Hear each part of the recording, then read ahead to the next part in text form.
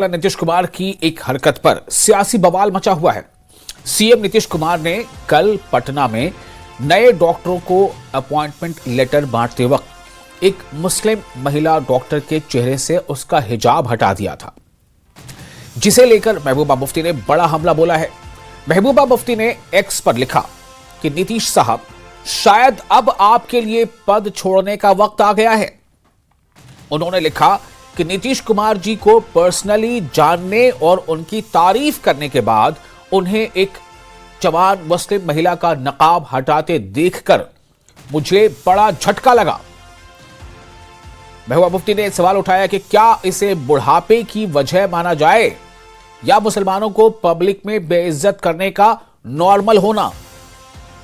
यह बात और भी परेशान करने वाली है कि उनके आसपास के लोग इस भयानक घटना को एक तरह के एंटरटेनमेंट की तरह देखते रहे। महबूबा मुफ्ती ने आगे लिखा है कि नीतीश कुमार साहब, शायद अब आपके लिए पद छोड़ने का वक्त आ गया है।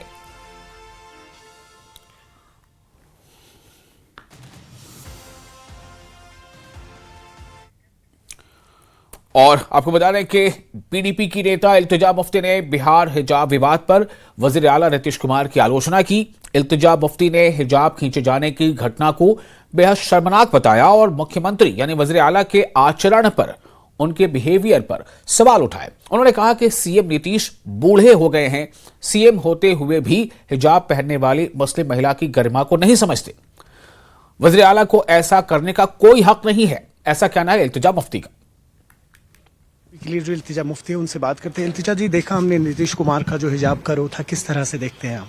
शर्म की बात है, बुजुर्ग हैं, हम इसी बात का लिहाज कर रहे हैं। और अगर आप इतने बुजुर्ग हैं कि आपको सूझबूझ नहीं रही है कि how you should conduct yourself, आप इतनी बड़ी कुर्सी पे हैं, इतनी छोटी नीच हरकत कर रहे हैं, तो I think he needs to step down. क्योंकि आप इतने बड़े लीडर होके जब ऐसी हरकत करते हैं, किसी मुसलमान लड़की को आप बेनकाब कर रहे हैं, और जो उनके साथ डेप्यूटी चीफ मिनिस्टर के थे जो बीजेपी के हैं, उनको हंसी आ रही थी। तो मैं आपसे पूछना चाहती हूँ, अगर कोई लड़की घूंघट में होगी और अगर हम उनका घूंघट उतारेंगे तो आपको हंसी आएगी? अगर कोई आपके कपड़े निकालेगा आपको हंसी आएगी? And let's not forget, Bihar में हाल ही में लिंचिंग हुई है अतर हुसैन के, जो एक क्लॉथ वेंडर थे। कान उनके काटे सिजर्स से, प्लायर्स से, उंगलियां तोड़ी, आग लगाई उनको। तो इस माहौल में जब आप मुसलमानों के साथ ऐसे मजाक करते हैं, उनको डिह्यूमनाइज करते हैं, पब्लिकली ह्यूमिलिएट करते हैं, ये हम टॉलरेट नहीं करेंगे। As India's only Muslim majority state, as Muslims here from the only Muslim majority state in India, it is our responsibility. Do not try this again, otherwise you'll have to pay a price.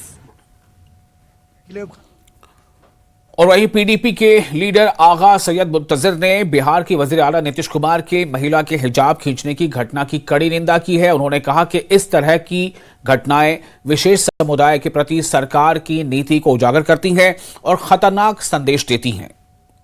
ये जो हरकतें हैं, ये उसी programme की extension है जहां मुसलमान को डिह्यूमनाइज करना है, जहां मुसलमानों को जलील खार करना है। ये उसी की हिम्मत में ये काम है। और जो ये वजीर आला जिनकी हरकत है, वो उसी इत्तेहाद का हिस्सा है, जिस इत्तेहाद का मुद्दा मकसद यही है कि मुसलमानों को कैसे डिह्यूमनाइज किया। और पीडीपी के एमएलए वहीदुर रहमान पर्रा ने बिहार की वजीर आला नीतीश कुमार की कड़ी निंदा की है। वहीदुर रहमान पर्रा ने खातून का बुर्का हटाने की कोशिश और इस घटना को शर्मनाक बताया। उन्होंने बीजेपी पर निशाना साधते हुए कहा कि इस तरह की घटनाएं समाज में विभाजन पैदा करती हैं और नफरत को बढ़ावा देती हैं।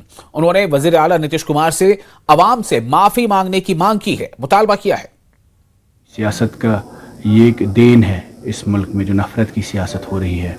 तो नीतीश कुमार जी ने एक मुसलमान औरत का जो हिजाब है या उनका जो पर्दा है वो हटाने की कोशिश की। न सिर्फ हम इसकी स्ट्रॉन्गेस्ट अल्फाजों में मज़म्मत करते हैं, बल्कि कहीं ना कहीं जो इस मुल्क में नफ़रत की सियासत की जा रही है और मुसलमानों के ख़िलाफ़ एक माहौल बनाया जाता है, तो उसका नतीजा है ये। और इस ऐसे वाक़यों से न सिर्फ एक आपको ये चीज़ साबित होती है कि इस मुल्क में डिवीज़न और डिवाइड आपस में कम्युनिटीज़ में कितना है, और बाकी एक मेजॉरिटी कम्युनिटी की तरफ से अगर इस पर मजम्मत नहीं होती या एक एनबोल्डन, एक इतना बड़ा नेशनल लीडर एनबोल्डन फील करता है कि मैंने एक बहुत बड़ा कुछ काम किया है, तो जाहिर है कि आप समझ सकते हैं कि कितना गैप हुआ है और कितना ज़्यादा मुसलमानों के ख़िलाफ़ एक जहर उगला जाता है पूरे मुल्क में। और बडगाम के एमएलए